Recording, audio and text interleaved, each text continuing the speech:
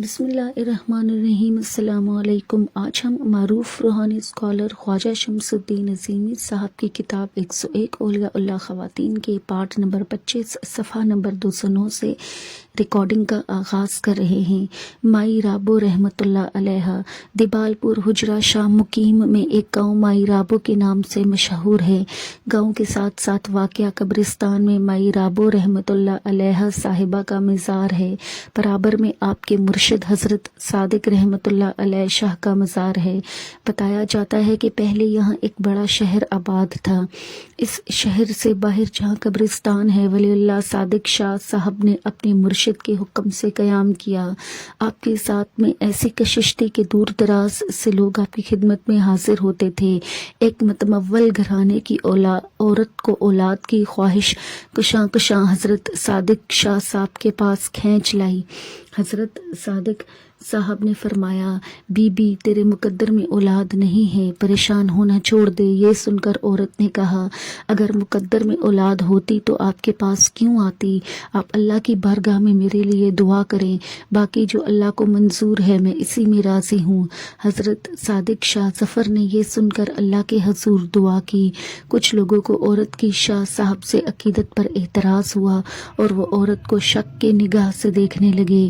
ایک دفعہ جب وہ عورت آستانے کی صفائی میں مشغول تھی تو شہر کے کچھ لوگ وہاں آ گئے۔ انہوں نے شاہ صاحب سے کہا، آپ ایک نوجوان عورت کو یہاں کیوں آنے دیتے ہیں؟ حضرت شاہ صادق صاحب خاموش ہو گئے۔ لوگوں کی تنگ نظری سے عورت کو بہت تکلیف پہنچی۔ صادق شاہ صاحب بھی رنجیدہ ہوئے اور جلال کے عالم میں فرمایا، جس نے رابو کا دل دکھایا وہ کبھی آباد نہیں رہ سکتا۔ زیادہ دیر نہیں گزری تھی کہ ایک زوردار دھماکہ اس شہر میں ہوا اور زلزلے نے زمین کی تہوں کو الٹ پلٹ کر دیا۔ صادق صاحب نے اس خاتون کا نام مائی رابو رکھا اور فرمایا، اب یہ علاقہ تیرے نام سے مشہور ہو گیا۔ مرشد کے انتقال کے بعد بھی مائی رابو رحمۃ اللہ علیہ خدمت خلق میں مصروف ہو گئی۔ بعد از وصال بھی لوگ ان کے مزار پر حاضر ہوتے اور ان کی دعا سے شادکام واپس جاتے۔ ایک صاحب بیان کرتے ہیں، میں نے مائی رابو کے مزار پر مراقبہ کیا۔ کچھ ہی دیر گزری تھی کہ مائی صاحبہ جلوہ افروز ہوئی۔ میں نے دیکھا کہ ان کے جسم سے روشنی نکل کر میرے اوپر پڑ رہی ہے۔ میں نے محسوس کیا کہ میرا جسم ہلکا ہوتا جا رہا ہے اور کشش ثقل کا احساس ختم ہو رہا ہے۔ یکایک آپ میری نظروں سے اوجھل ہو گئی اور کیفیت ختم ہو گئی۔ زینب پھوپھی جی رحمۃ اللہ علیہ، بی بی زینب کا تعلق سلسلہ قادریہ سے تھا اور حضرت جیون شاہ سے فیض باطنی حاصل کیا۔ آپ ساہیوال میں رہتی تھی۔ زینب پھوپھی کی بہت سی کرامات بیان کی جاتی ہیں۔ ایک بار سلسلہ قادریہ کے ایک رکن شہزاد خالد صاحب نے ایک صاحب نور محمد کو بی بی صاحبہ کے مزار پر فاتح خوانی کرتے دیکھا تو دریافت کیا کہ آپ مجھے ان بی بی صاحبہ کے بارے میں کچھ بتائیں۔ نور محمد صاحب نے بتایا کہ میرا بیٹا ایم اے کرنے کے بعد مزید تعلیم کے لیے بیرون ملک جانا چاہتا تھا۔ اس نے بی بی جی کی خدمت میں دعا کے لیے عرض کیا۔ بی بی صاحبہ نے فرمایا، تم باہر نہ جاؤ، اسی جگہ تمہاری قدر ہوگی۔ بعد ازاں میرا بیٹا ایڈیشنل ڈسٹرکٹ مجسٹریٹ ساہیوال ہو گیا۔ ایک صاحبہ کا بڑا بیٹا بغیر اطلاع کے گھر سے کہیں چلا گیا۔ کسی طرح اس کا پتہ نہیں چل رہا تھا۔ ماں حد درجہ پریشان اور غمزدہ تھی۔ ساروں قطار روتے ہوئے بی بی صاحبہ کی خدمت میں حاضر ہوئی۔ بی بی زینب نے چند لمحے خاموش رہنے کے بعد فرمایا، وہ لاہور میں ہے، پریشان نہ ہو، چند دنوں میں آ جائے گا۔ کچھ عرصہ گزرنے کے بعد بھی بیٹا گھر نہیں آیا تو دل گرفتہ ماں نے دوبارہ بی بی صاحبہ سے رجوع کیا۔ بی بی صاحبہ نے فرمایا کہ وہ وہاں جم گیا ہے اور ہم اسے آہستہ آہستہ اکھاڑ رہے ہیں، انشاءاللہ آ جائے گا۔ 2 دنوں کے بعد ماں خوشی خوشی یہ خبر لے کر آئی کہ لڑکا ساہیوال میں رشتہ داروں کے گھر آ گیا ہے اور میں اسے لینے جا رہی ہوں۔ ایک بچے کو سوکھے کی بیماری ہو گئی۔ ہر قسم کا علاج کرانے کے بعد بھی افاقہ نہ ہوا تو باپ بچے کو لے کر زینب پھوپھی کے پاس آیا۔ آپ نے بچے کی حالت دیکھ کر جلال کے عالم میں کہا، کیوں رے، کرا لیا علاج؟ پھر بچے کو اٹھا کر سینے سے لگا لیا، مختلف درختوں کے پتے منگوائے اور اپنے سامنے پسوا کر ایک برتن میں پانی ڈلوا کر گرم کروایا اور نیم گرم پانی میں بچے کو گردن تک ڈبو دیا اور بچے کے باپ سے کہا کہ 1.25 مہینے تک یہ عمل کرنا۔ اللہ کریم نے بچے کو تندرست کر دیا۔ ایک بے سہارا اور غریب عورت بے اولاد تھی اور ہر طرف سے مایوس ہو کر زینب پھوپھی کی خدمت میں حاضر ہوئی اور دعا کی درخواست کی۔ زینب بی بی نے دعا کے بعد فرمایا کہ اللہ تعالیٰ تجھے نیک اولاد سے نوازے گا۔ اللہ تعالیٰ نے دعا قبول فرمائی اور عورت نے بیٹے کا نام انوار الحق رکھا۔ کافی عمر گزر جانے کے بعد بھی انوار الحق کو بات کرنے میں دشواری ہوتی تھی اور الفاظ صحیح طور پر ادا نہیں ہوتے تھے۔ وہ خاتون بیٹے کو ساتھ لے کر دوبارہ بی بی کی خدمت میں حاضر ہوئی۔ بی بی زینب نے لڑکے کو سامنے بٹھا کر دم کیا اور تعویذ لکھ کر دیا۔ کچھ ہی عرصے میں زبان کی لکنت ختم ہو گئی۔ حکمت و دانائی۔ خدمت خلق کو اپنا شعار بنا لو، یہی اصل زندگی ہے۔ حلال روزی چاہے کم ہو، اس پر قناعت کرو، رفتہ رفتہ وسائل میں اضافہ ہو جائے گا۔ اللہ کو جسمانی ٹانگوں پر چل کر نہ ڈھونڈو، وہ اس وقت سامنے آتا ہے جب دل کے قدموں سے چل کر اس کے پاس پہنچو گے۔ بندہ اپنے نفس سے جتنا واقف ہوتا ہے، خدا اس سے اتنا ہی قریب ہو جاتا ہے۔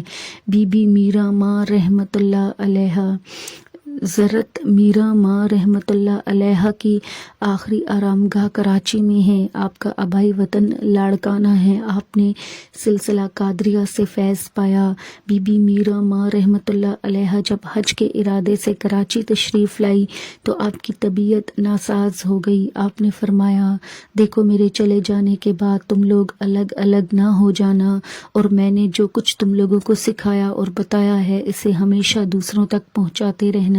قانون کی پاسداری کرو۔ حاکم اپنے فداکاروں اور اپنے اطاعت کرنے والوں سے محبت کرتا ہے۔ اگر تم اللہ کے پھیلائے ہوئے وسائل کو صبر و شکر کے ساتھ خوش ہو کر استعمال کرو گے تو اللہ خوش ہوگا۔ اس نے یہ سارے وسائل تمہارے ہی لیے پیدا کیے ہیں۔ رشتہ داروں، مسکینوں، مسافروں کا حق ادا کرو۔ بیجا خرچ نہ کرو کہ سہولت اڑانے والے شیطان کے بھائی ہیں، اور تم جانتے ہو کہ شیطان اللہ کا باغی ہے۔ تم کنجوس نہ بنو اور نہ اتنے فضول خرچ بنو کہ کل کے دن نادم ہونا پڑے۔ وعدوں کو پورا کرو، تول میں ترازو صحیح رکھو، زمین پر اکڑ کر نہ چلو کہ تم نہ تو زمین کو پھاڑ سکتے ہو اور نہ بلندی میں پہاڑ کے برابر ہو سکتے ہو۔ ایک صاحب انیس الرحمن بی بی میرا کے مزار پر اکثر حاضر ہوتے تھے۔ ایک بار ان کے نومولود بچے کے پیر میں پھوڑا نکل آیا۔ انیس الرحمن بچے کی تکلیف سے سخت پریشان تھے۔ ایک رات جب مزار پر حاضر ہوئے تو بی بی صاحبہ کی خدمت میں مسئلہ پیش کیا۔ نیند کا غلبہ ہوا تو دیکھا کہ میرا ماں صاحبہ خواب میں تشریف لائیں اور کہا، سو کووں کو کھانا کھلا دے۔ انیس الرحمن صاحب نے بازار سے 20 سیر گوشت خرید کر کووں کے لیے ڈال دیا۔ اللہ تعالیٰ نے بچے کو شفا عطا فرمائی۔ حکمت و دانائی۔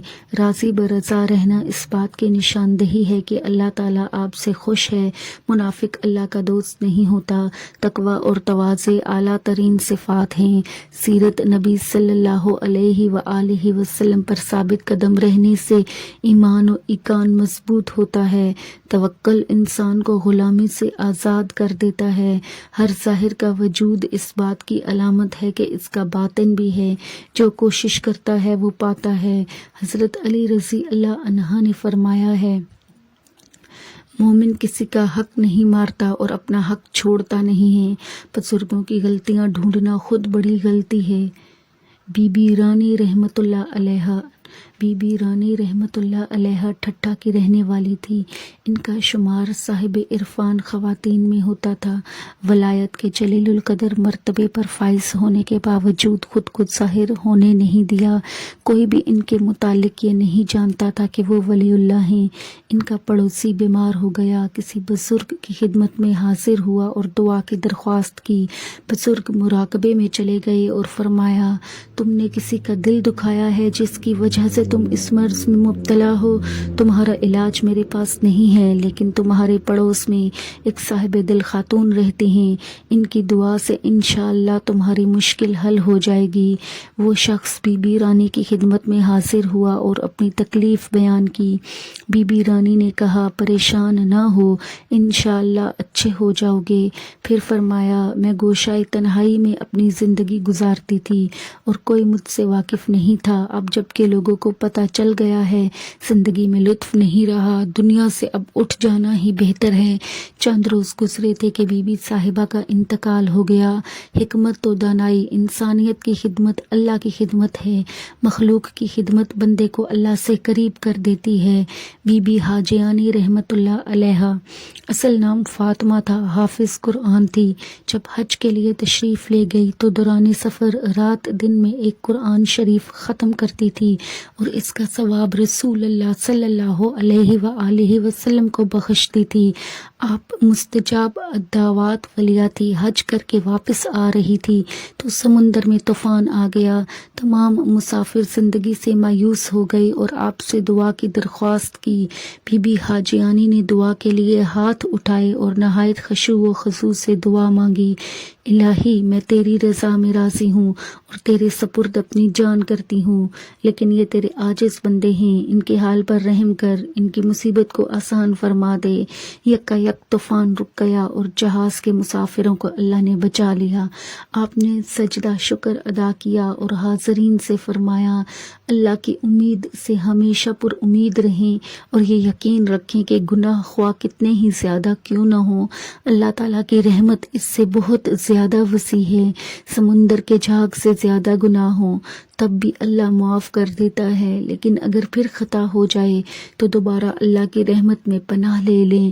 یاد رکھو اللہ کی رحمت سے مایوس ہونا اللہ تعالیٰ پر ایمان نہ رکھنے کے مترادف ہے۔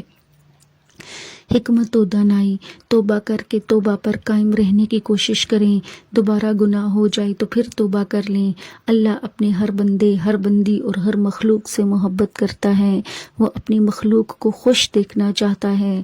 اللہ کا دربار نا امید ہونے کا دربار نہیں، 1,00,000 مرتبہ بھی اگر توبہ ٹوٹ جائے تو پھر بھی اللہ سے رجوع کرو، اللہ عیبوں کی پردہ پوشی کرتا ہے، اللہ کوتاہیوں اور غلطیوں کو معاف کرتا ہے۔ اب صفحہ نمبر 217 پر اختتام ہوا چاہتا ہے۔